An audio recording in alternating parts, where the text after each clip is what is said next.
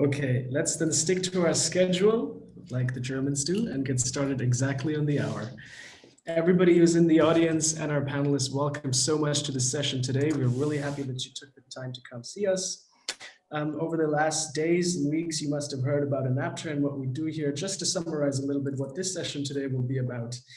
Now, Enapter is known for making scalable and modular electrolyzers.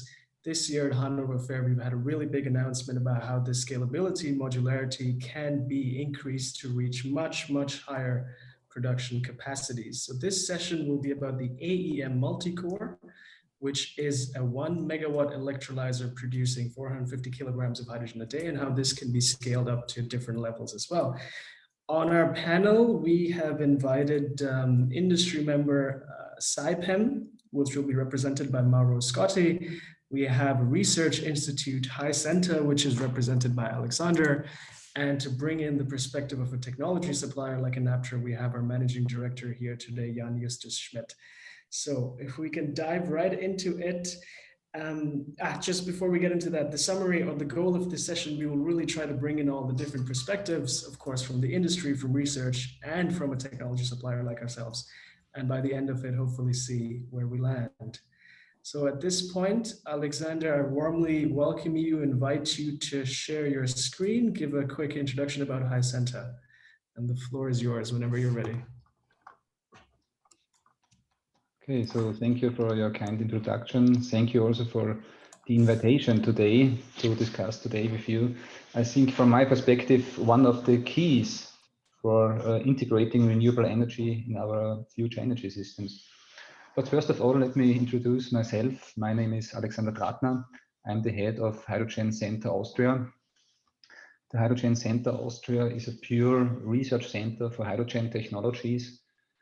This comprises here from our side a focus on electrochemical technologies, starting with electrolyzers, and we have a focus on membrane electrolyzer technologies, but it also covers them technologies of storage of hydrogen, distribution, and afterwards usage in mobility industry and also in the energy sector. Our team, we are located here in Graz, directly at Graz University of Technology. We are organized as a limited company. Our team actually comprises 44 researchers, and they are all the disciplines which are needed for researching and developing electrochemical technologies. You need mechanical engineers, you need physics, chemistry, process engineering, electrical engineering. And if all this fits well, also the technology fits well. We have done more than 70 projects successfully during the last 16 years. And these are just the projects we are allowed to talk about, because there are several hundreds projects which have been done with the industry in a direct way. And what we are doing here, we have focus on testing, because from our side, this is where testing delivers the reality, delivers the facts to decide the future and to go on with research.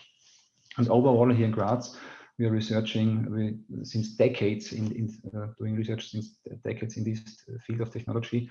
Overall, the team here at the university comprises 160 researchers just for research on hydrogen technologies. What are we doing here? We have teams for electrolyzers and hydrogen infrastructures, storage distribution, a specialized team for fuel cells in mobility and stationary power systems. And to cope with all these tasks, also we're doing measurement and test center development. And here just some pictures from our test center for refueling, high pressure investigations, tests of stacks and systems, really large test stand with a climate chamber, electrolyzers laboratory and the gas laboratory.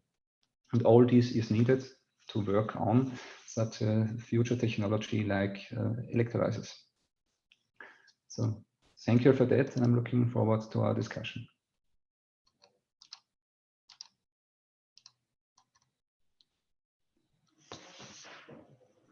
Rohit, you're muted. Rohit, you are muted. Oh, so sorry about that. Now I have to repeat myself. So, Alexander, thank you so much for that quick introduction. What I wanted to point out also was that HyCenta and Enapter have been working together and have worked together in the past, specifically with regards to the topic of today, which is the AEM Multicore. So you are also coming from a background that understands the concept very well. Jan is going to speak about that concept a little bit later. Now I'd like to bring in Mauro to put in the perspective of an end user of hydrogen. Now, Saipem itself is developing numerous projects in hydrogen in a very, very large scale. Mauro, I would now invite you to introduce yourself a little bit and, of course, Saipem's ambitions in the hydrogen sector. Yes, thank you very much for your introduction. So my name is Mauro Scotti, and I'm working in Saipem inside the Excite division. That is a division dedicated in Saipem for the new project and the development of engineering activity that Saipem is following in all the sector related to the energy. Let's say a brief introduction of Saipem, just to give to you some number. I skip quite fast. If you have additional request, we can discuss later on. But just to introduce my company, we are subdividing 32,000 employees in 70 countries and from 120 different, let's say, nationality. We are spread more or less worldwide with a different type of asset in a different country, from the yard, from the engineering center, and also for operating office, where we have the activity actually ongoing, spreading worldwide. I represent from Saipem side the area mainly for the Southeast Asia, Far East, and Oceania, and I'm responsible for the region in a business development and the execution of the project there. So some other number of our company related to the revenue of 2020, around 7.3 billion. And I would like to highlight this type of number that is related to the investment that anyway the company is doing year by year, especially in the decarbonization. And carbonization include also the possibility to develop solution to implement also the hydrogen production. Just a focus on the Saipem hydrogen strategy to introduce the subject of today. So if we see, let's say, the hydrogen vision that at the moment we have is a vision of, let's call transition. So we have a situation at the moment of the hydrogen production with some traditional solution that anyway will produce CO2. We see a blue hydrogen phase on the removal of the CO2 with different technology, and the phase in the near future for the electrolyzer and the use of green hydrogen from renewable source. So what we are seeing is anyway the possibility to scale up this type of application to the entire energy market that at the moment we are following. So energy market that is coming from petrochemical, let's say in terms of ammonia, urea, fertilizer, refinery, the methanol, but also in the phase of the use of hydrogen inside the steel factory for the transportation and even for the power production. So, and also for the mobility. Let's say the phase that we are seeing now is a transition to try to move from the actual system of the energy sector to a new system of energy sector more based on hydrogen use.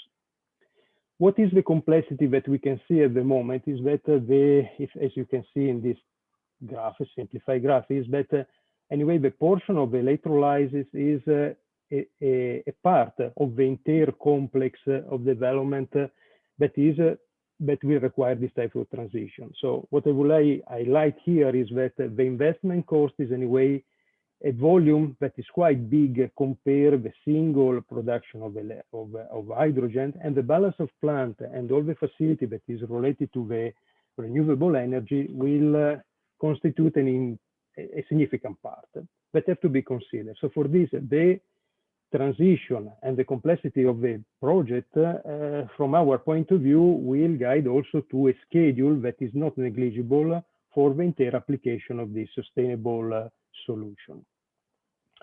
Just to give to you an example of the complexity, I take one example of a project that we are following at the moment that is related to the Agnes project in Italy, in the Adriatic Sea. So the complexity that I can show to you is related to the source of power that is coming from two different types of sources, from wind and also from solar, and to convert existing platform as an electrical hub for the distribution of the power that can go to the production of energy, of hydrogen inside the existing platform that we have to reconvert, and from the other side to provide power to the electrical grid and the storage. The use of hydrogen, anyway, try to utilize existing assets that have to be converted and will give to us also the possibility to convert some decommissioning cost in active cost for the conversion of the platform, is after guided to distribute the hydrogen in different way, in different solution. Just to give to you again a show of the complexity from the conceptual, but also from the physical area that is involved to develop the entire plan. So this is the area related to the flow, let's say the area related to the wind turbine, that is quite extensive, the connection related to the substation, the solar power, floating solar power production, and the production unit of hydrogen to connect to the hub. So the system has to be considered in the entire, let's say, shell, not only for the single item, but for the entire complexity, but also the complexity of the distribution and the facility onshore. This is just the number to give to you the idea of the scale up of an industrialization of the use of the hydrogen, so to produce more than 700 megawatt, and also related to the cost that the investment will require. Just to complete my presentation, just few words that we would like try to transfer in the concept of the hydrogen valley is anyway the focus on the decarbonization, the availability of the resource and the source of the green renewable source, the industrial cluster based on green hydrogen that is important to allow the integration between the energy produced and the energy demand, and especially in this phase to sustain the technology development and the research to try to arrive at the real competitive cost of the hydrogen compared to the actual source of fuel. Thank you. I will pass to Rohit and I interrupt the condivision of the presentation. Mauro, thank you so much for that quick introduction. I know that Saipem has very big plans in this sector, and hopefully in the next half hour, 45 minutes, we'll get to dive into that a little bit deeper. I already have some questions here that I will be setting to you later on. Now I'd like to invite Jan from Enapter also to provide the perspective of a technology supplier. So what kind of solutions can someone like Enapter deliver to a company or an industry like yourself?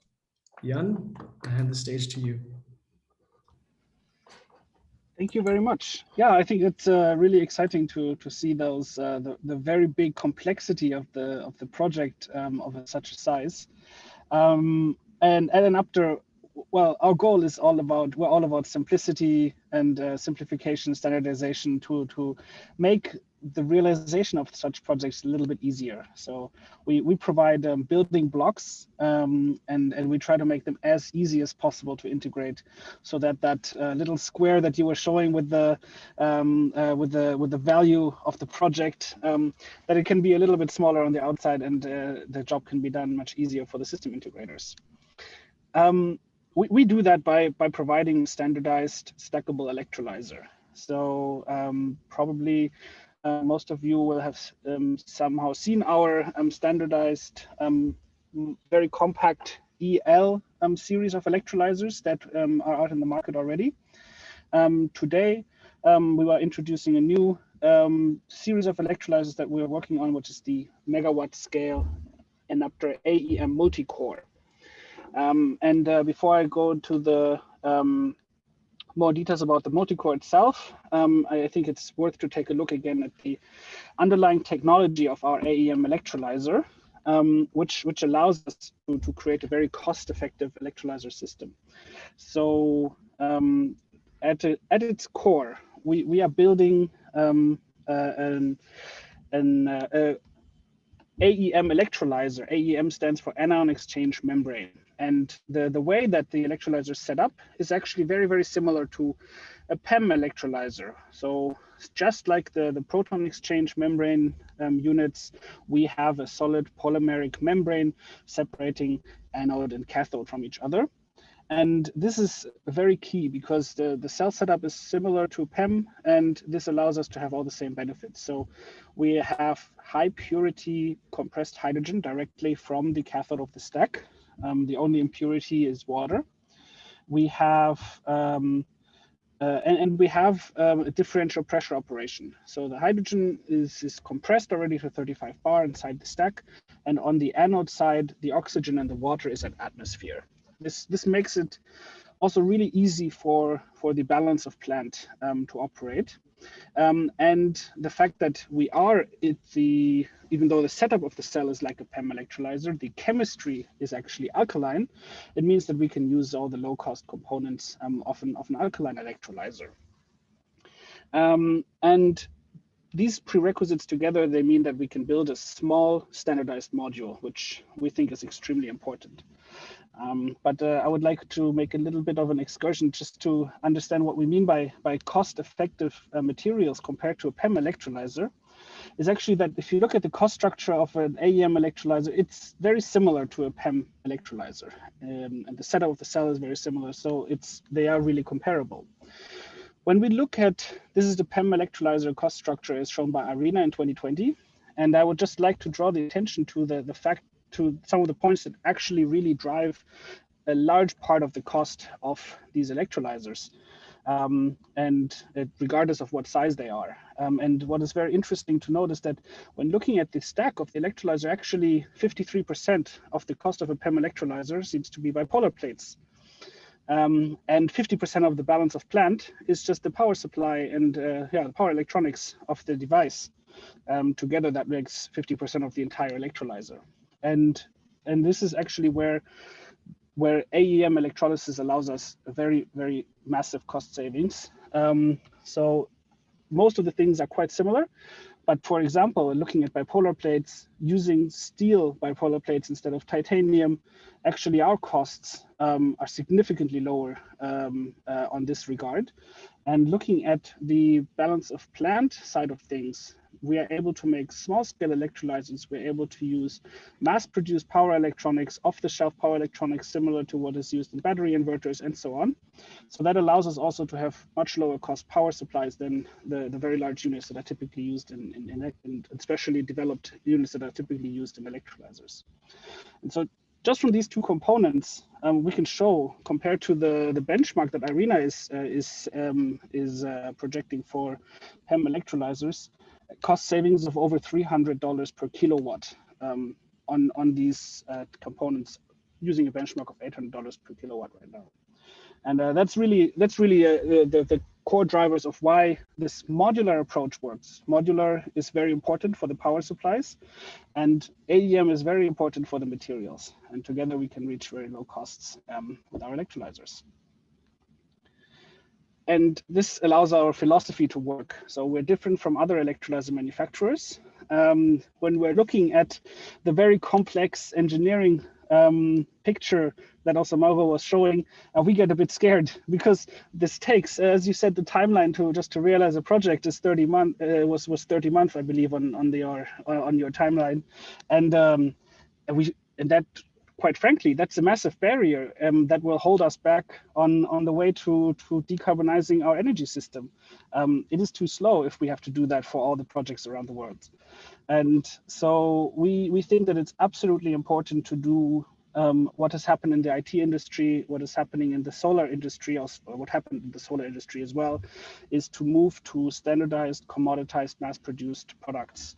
So just like, you know, a PC has replaced mainframe large computers, nowadays in a data center, you have blade computers that are stacked together to reach very large computing powers. This, of course, the same is happening with the solar panels. It doesn't matter if you're building a 10 kilowatt solar roof on your house or a gigawatt scale solar farm in the desert. It's the same 300 watt solar panel being used to generate that electricity at the core. And we have to do the same with electrolyzers. So we will use our mass-produced stackable electrolyzer cores, and we will put them together, make sure the interfaces is very, very easy to use, and put them together to form any kind of system at a very, very rapid speed. So this leads us to our platform approach that we have in our product development. It's very similar to automotive markets and so on. So we have a core stack module that is exactly the same, whether we put it into our 2.4 kilowatt AEM electrolyzer, the EL 2.1 at the moment, or whether we combine them into what will be our second product offering next to the EL series, which is the AEM Multi-Core.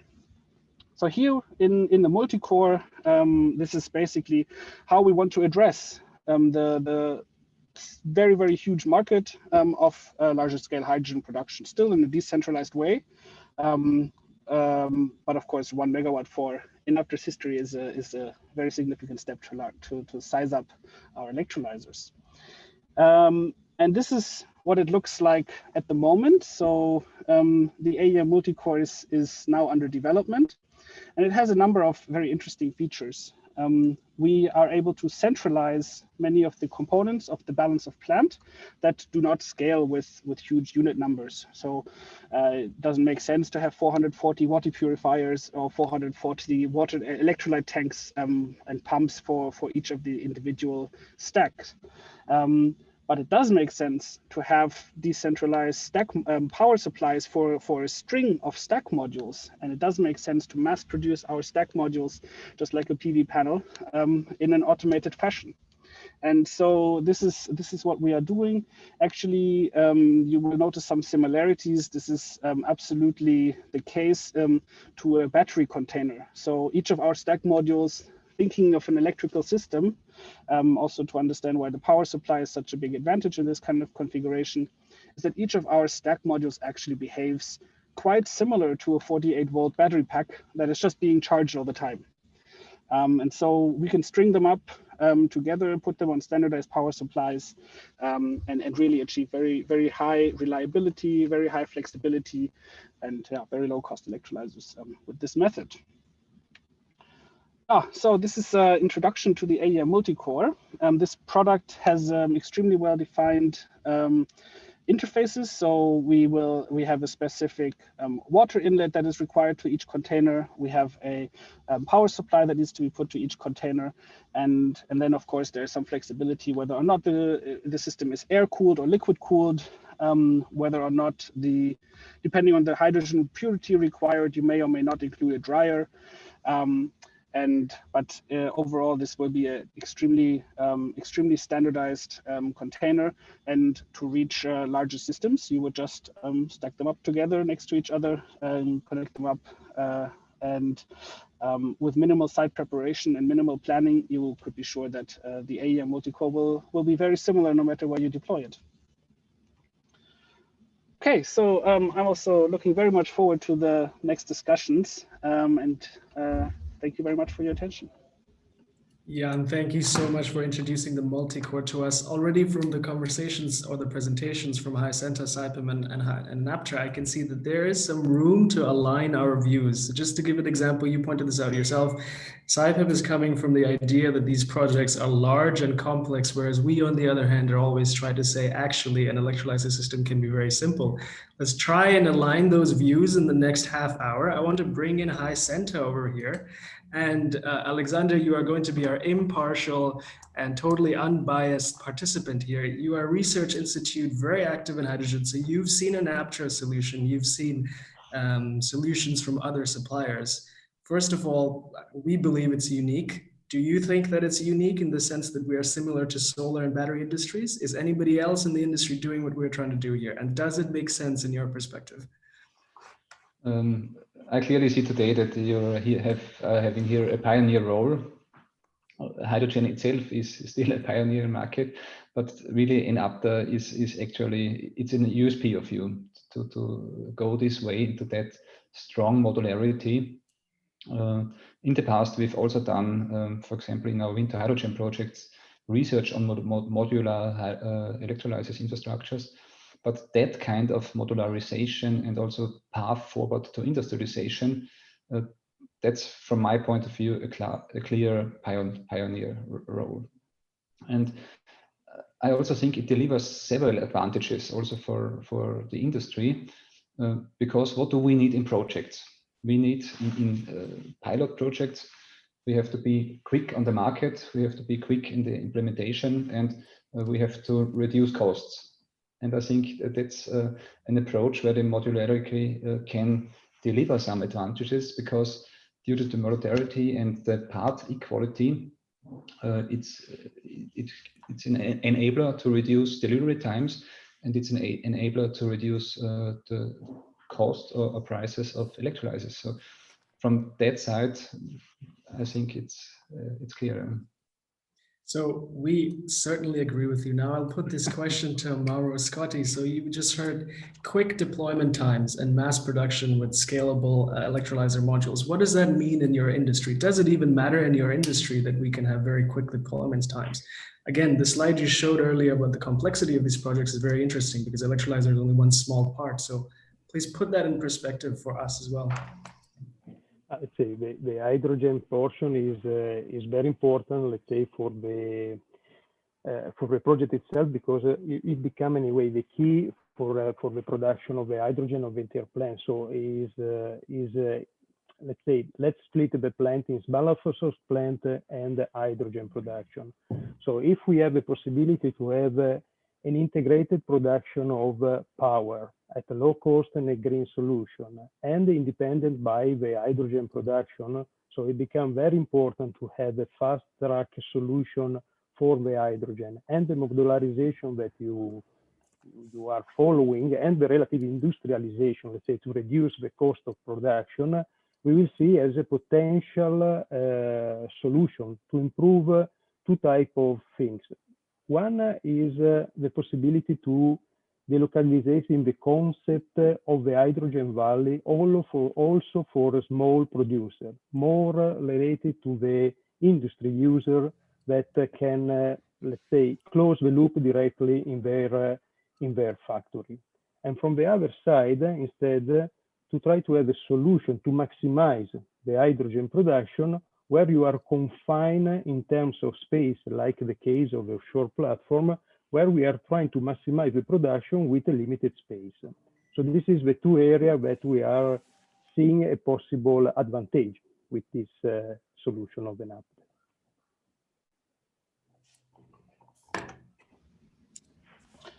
Yeah, I would like to comment on that. I think it's a very good point. I think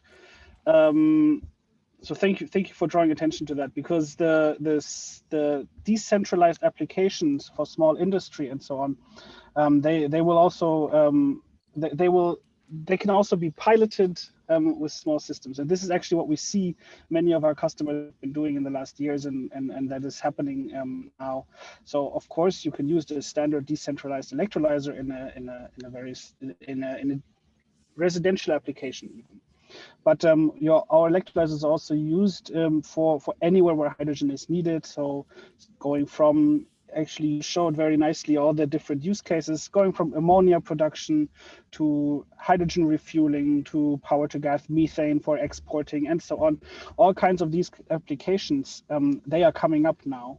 And we think that with our platform approach, there's a very nice way to leverage that in learning that can be had also from the pilot plants, from smaller scale pilot plants, directly into the bigger applications. So we're seeing this with several of our partners and customers that have been using our electrolyzers in their pilot plants for some time, going with just a few units of our standard EL, then going into larger numbers of electrolyzers. For example, for ammonia production is a very good example now, where the small pilot is moving into a bigger pilot, and with the goal that in just a very few years we're going to the multi-core, and we are producing 50 tons of ammonia per day in a plant. Not us, but our customer can produce 50 tons of ammonia in just a few years from our electrolyzers. And these kind of applications are really exciting, and the fact that it's based on the same platform, and that we can use all that experience and the hundreds of thousands of monitoring hours that we have for our current stacks directly into the development of the multi-core. I think this is, provides, we think, a lot of advantages also to build a trust in the reliability of the solution, also when we move to the megawatt solutions. Thank you, Jan, for that. I think if I could summarize a little bit what you're trying to say, so we have some big plans to go into mass production as well. So 2023, we plan to have about 10,000 stack modules produced in a month. I think what I could draw upon is that these same stack modules would apply for applications in the very large scale, but also for very small scale. Can you tell us a little bit about how that's an advantage and not a disadvantage? So we have applications from 2.4 kilowatts to multiple megawatts based on one single platform, which some might call small. Yeah, I mean, it's exactly that, right? That all the speed of development that we have, the ability to iterate on the system while the AEM technology is still relatively young compared to the more established alkaline and PEM electrolyzers, we're actually able to continue to do R&D to improve our technology and to bring it into all of our products at a very rapid speed. I mean, we've started the development, or thinking about the development, also when we brought on HyCenta to have a look at the early concept end of last year for the Aem Multi-Core.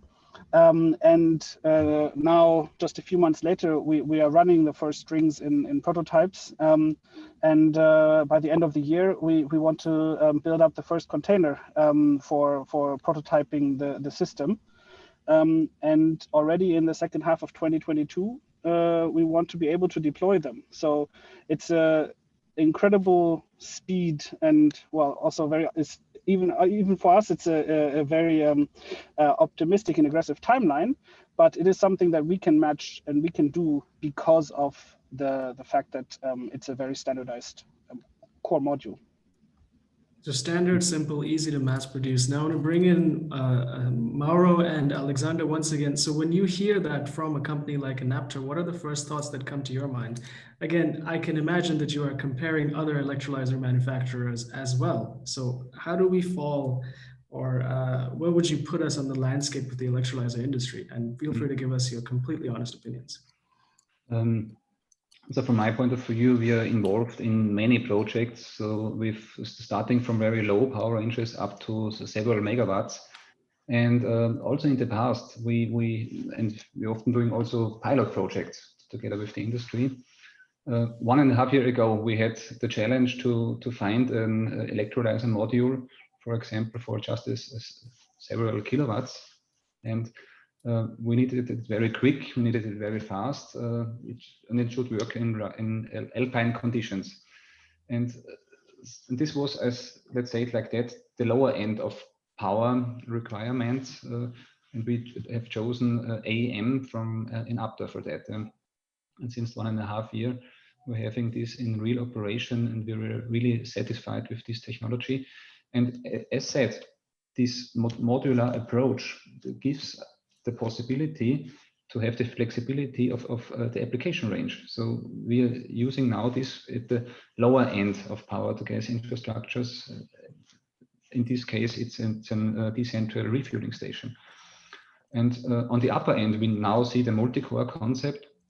And from our point of view, it fits well because you have that high market flexibility.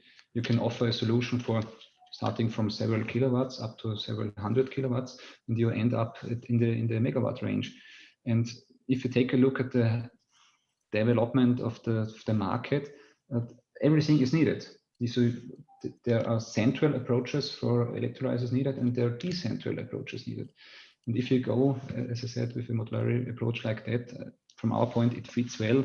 And I really can say it because we are testing it since 1.5 years in our infrastructures. What we also want to add is I think, an important technical advantage of this small stack concept.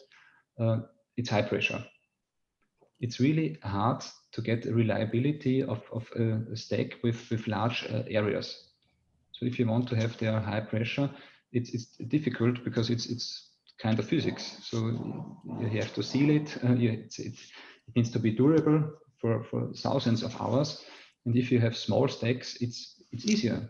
And I think it's also a clear advantage from our side, from our point of view, that this modularity concept offers also the generation of high pressure hydrogen in a quite reliable way. So that's also one thing we've seen so far.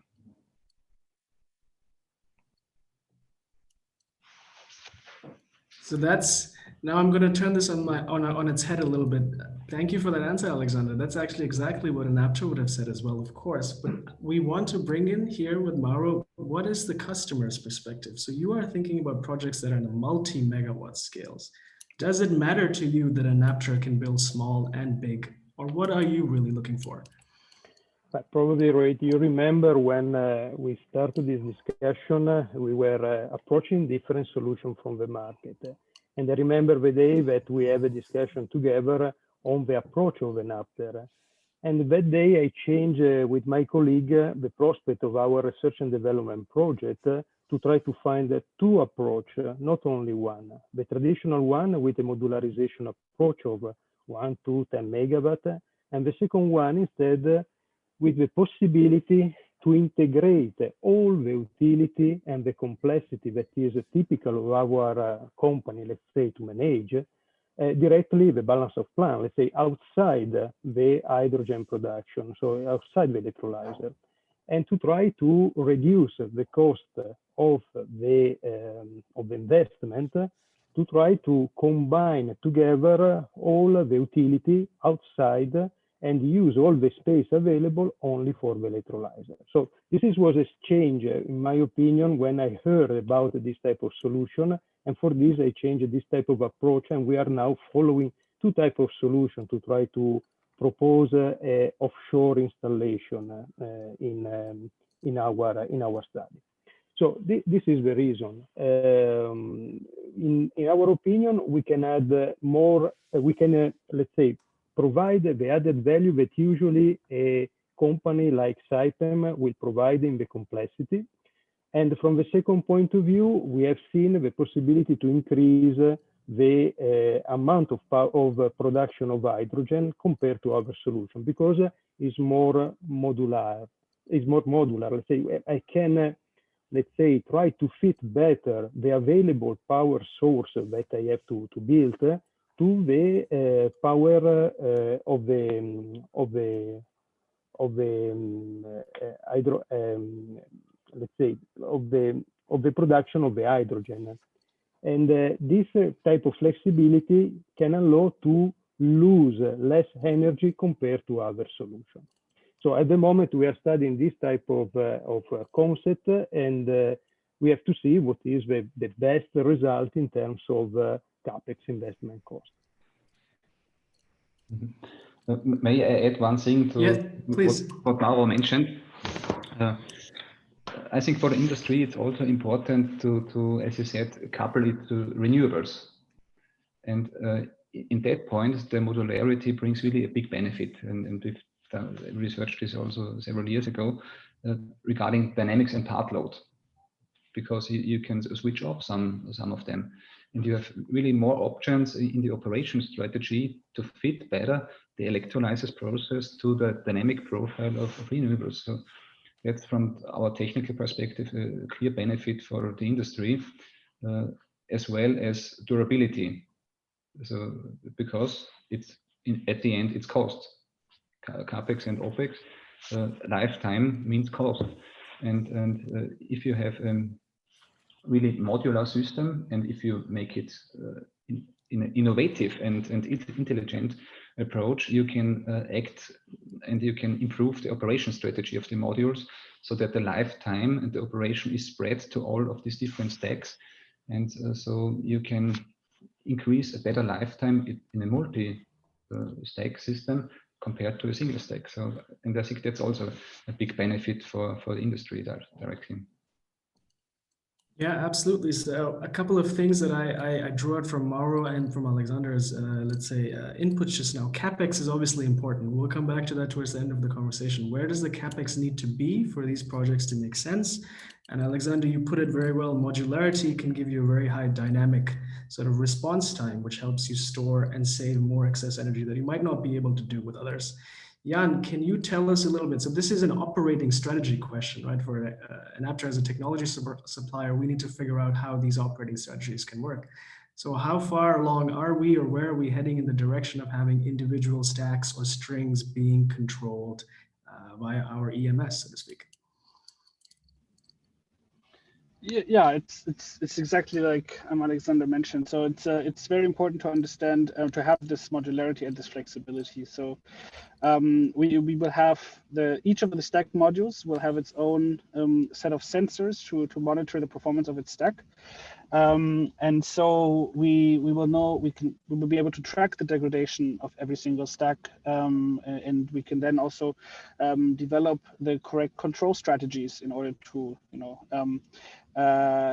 turn on the right number of stacks, turn on the right stacks for a given scenario, and that extends even to the point where with a lot of stacks that we have 440 stacks. So for example, if you wanted to produce at 500 kilowatts at a time, so 50% of the capacity of the AEM Multicore, we could either run all the stacks at 50%, or you could run half the stacks at full capacity, depending on what makes sense in a given scenario. So, for example, if it's just a matter of a cloud cover coming across for 5 minutes on your solar plant, for example, then it might make more sense to ramp everything down ramp all the stacks down, but keep them all running for a short amount of time because they're just about to go back to 100%, or rather.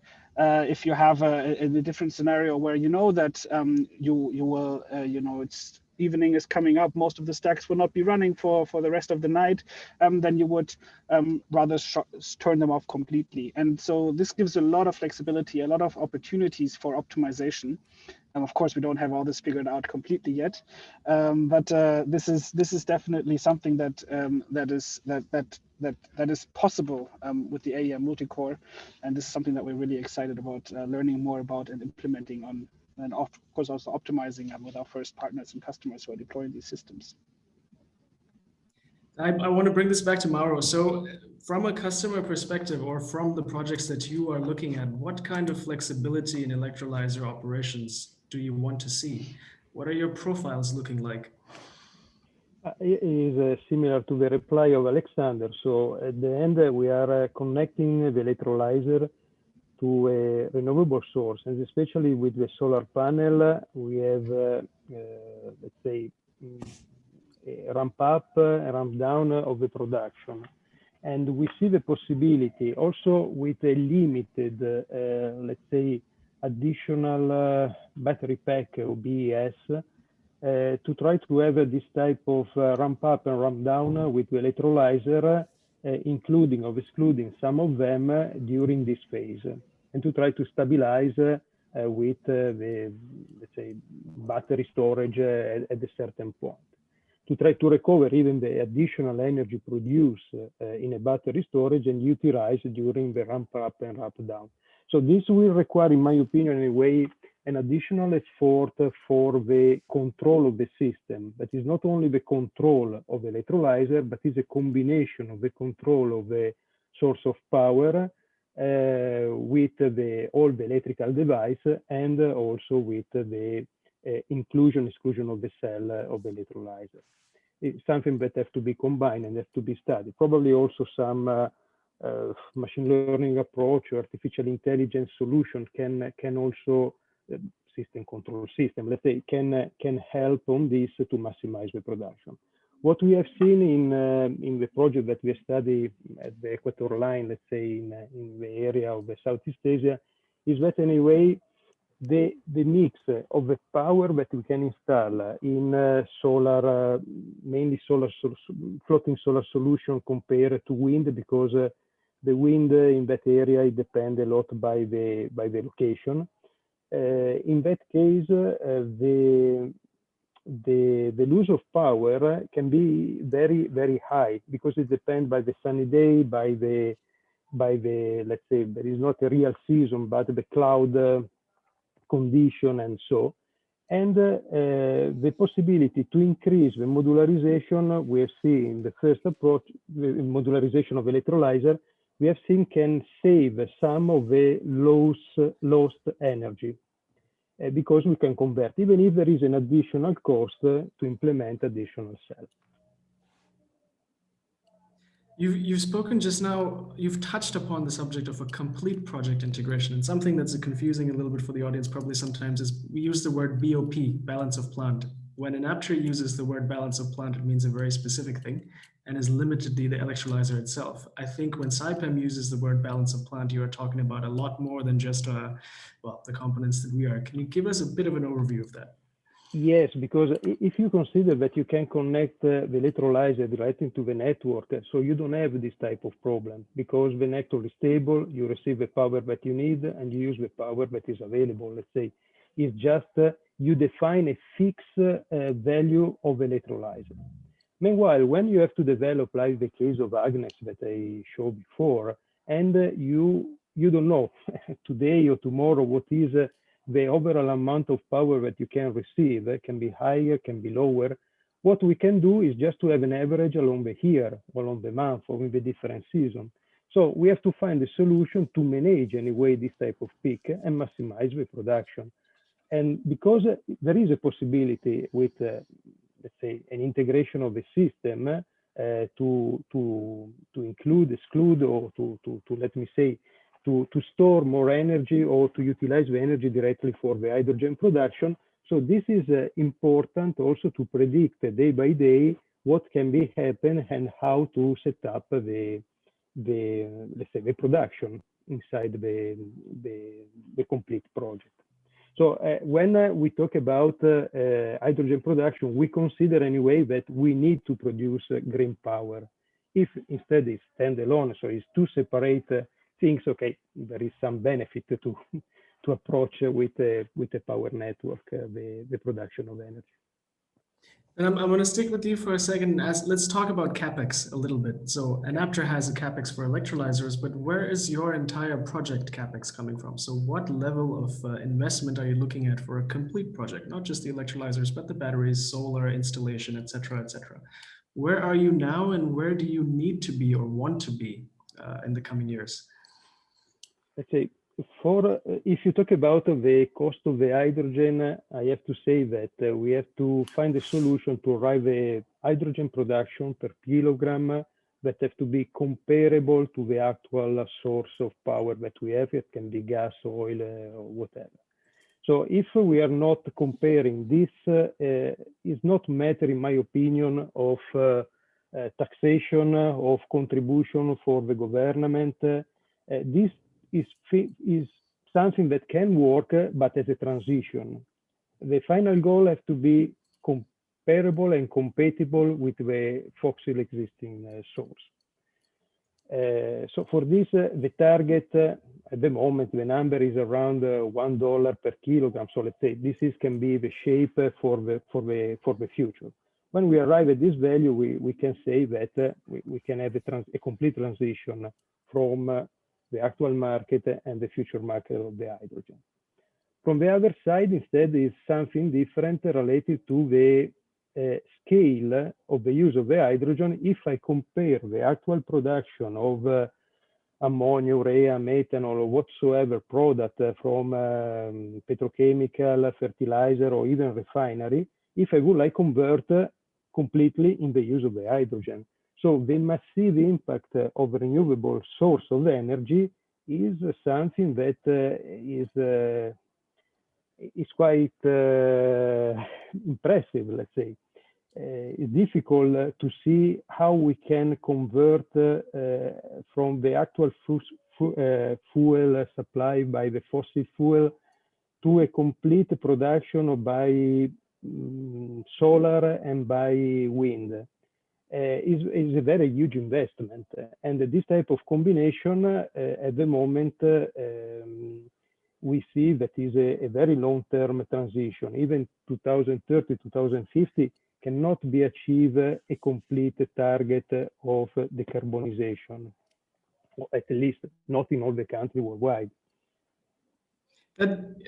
I see exactly where you're coming from. So the long-term perspective for all of us is to make hydrogen competitive without any kind of subsidies, without any kind of carbon tax. Hydrogen in itself needs to be competitive as an energy carrier. Yeah. Alexander, can you pitch in here and tell us a little bit about, as an institute, I'm sure you're aware, you're in contact with politicians, you're in contact with all kinds, the entire landscape is open to you. So we have those subsidies today.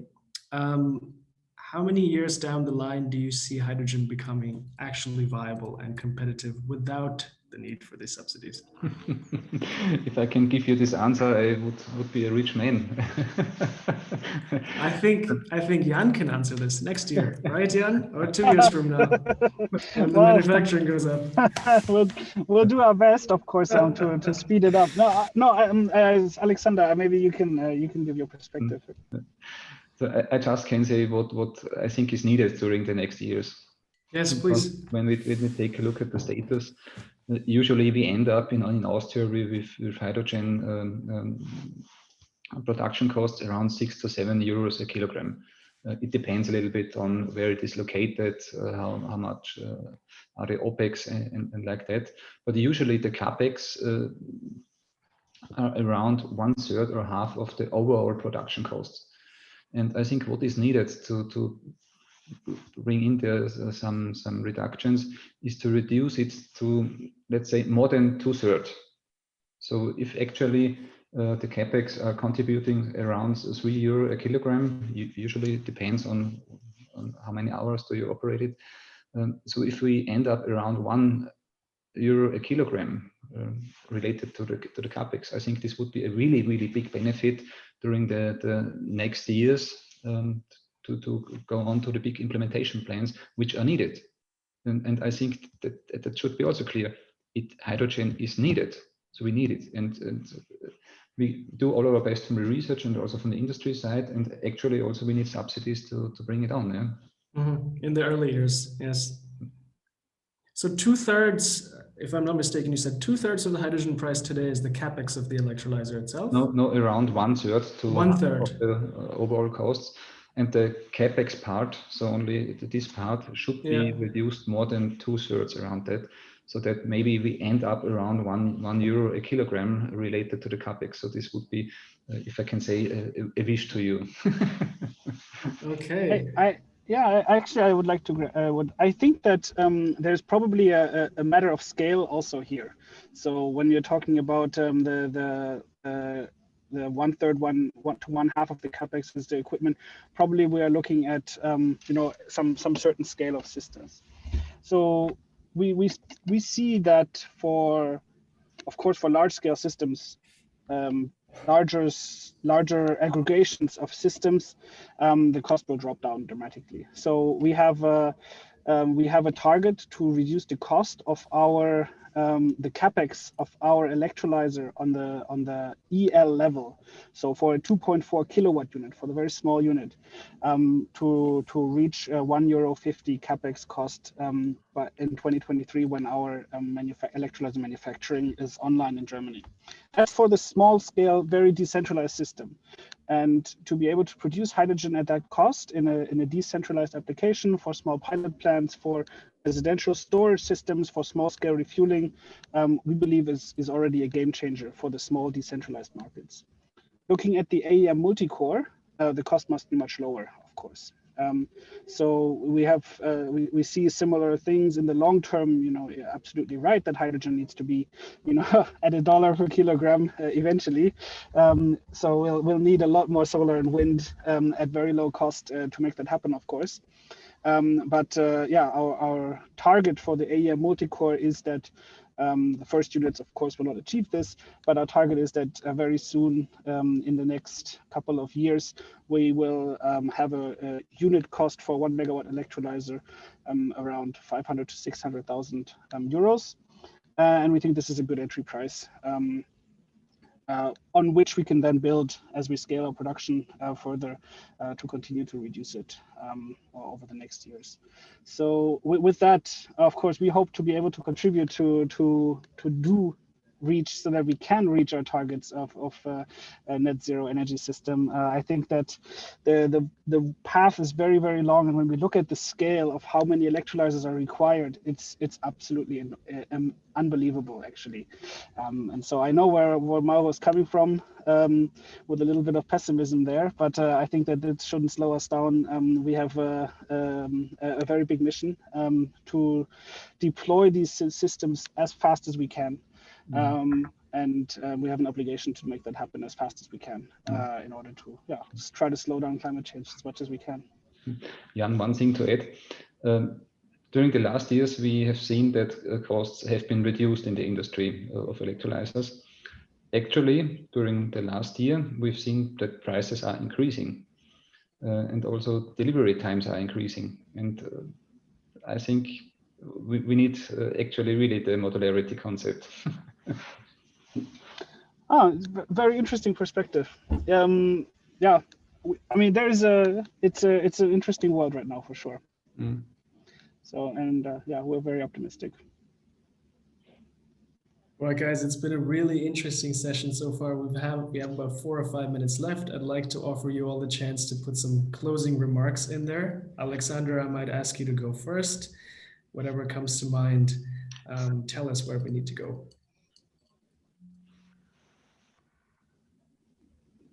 Pardon, can you repeat just the... So I want to close up the meeting as we're running towards the end of time. I just wanted to give you an opportunity to put in some closing remarks. You've seen the perspective from Mauro is coming from the industry, what they require. You've seen a perspective from Enapter, what we can offer and where we need to be. As a research institute, as understanding of the entire market, perhaps even better than the rest of the panelists here. Why don't you tell us where you see the industry going and where we need to go? For sure, the first path should be industrialization. So that's key, because we have to reduce costs. And beneath that, so we have to work on the next generation of electrolyzers. And especially we see huge potential in the AEM technology. And we should work on to also reduce the temperature of the cells. We should work on things like to increase the pressure. And we have to increase the efficiency. And if we can reach things like that, I think this will contribute really in a huge part to increase this technology quite faster in the industry. So I think these are the two paths to follow in the next years. One is industrialization. The second one is to do the research task and development tasks of the next generation we need. Fully agree. Mauro, I want you to bring you in here for the closing remarks. What do you want to see from Enapter and technology suppliers in the end? Three top points that you would like us to work on and see. Let's say, for sure, the possibility to utilize the multi-core is something that is very interesting, and to see how to be applied in a different configuration, because we see this more flexible solution to be applied in a different plan and different configuration. Solution, second point, is also to have this sort of standardization. That doesn't mean to have a standard container, but sometimes means to have a standard solution that can be kept on shelf and installed in the different location. This is the concept of standardization that we like as let's say, engineering and construction. And the third point that instead is, in my opinion, let's say, not specific for our business to scale up, but is also to have a perception in the scale down. So let's say, I make a comparison to the solar panel. So here in Italy, we start to put solar panel, even if a higher cost, with the possibility to utilize the power internally to the house. And after the scale up to big solar center, anyway, it becomes, how we can say, quite clear also for the user that can be a benefit. So the same things, we have to find a way to make a transition to use the hydrogen at, let me call, at family level, to try to understand in this transition what is the benefit of the hydrogen and the different use, not only for automotive, let's say, that this can be utilized to be, let me say, a part of our familiarity in the use of this source of power. Thank you for that, Mauro. Then we look forward to actually helping you achieve those goals and understanding your perspective more in the coming days and weeks. Jan, I want to give you the floor for the end. One quick question. How many multi-cores can we deliver today and next year?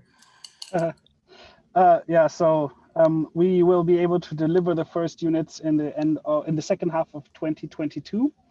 And as our production in Germany ramps up in the beginning of 2023, when we hope to open our Enapter campus, then we'll be able to supply larger unit numbers. So there's still a chance to get your hands on the first 5 that are available in the second half of 2022. I really like those comments. Thank you very much, Alexander. Also, Mauro, your comment is very, very well noted. Actually, the multi-core is in development. So we are very grateful for comments on how to improve, what kind of interfaces are needed on the machines, and what would be the best, the best level of standardization, and at what point you need the user needs the flexibility to connect different things to it. This is actually very, very interesting for us. So yes, I also look forward to continuing this discussion with you and also with anyone else listening in. And if you have special requests for the multi-core and you have questions about it, please don't hesitate to reach out to us, and we'll see how to make it happen. Thank you, Jan, and thank you for those closing remarks as well. Then I thank the audience for coming, and I thank our panelists. A warm, warm thank you to all of you for taking the time to see us today. We look forward to our next conversations and see how we can change the world together. Thank you, everybody. Thank you. Bye-bye. Ciao. Have a lovely day. Bye-bye. You too. Bye. Bye-bye to everybody.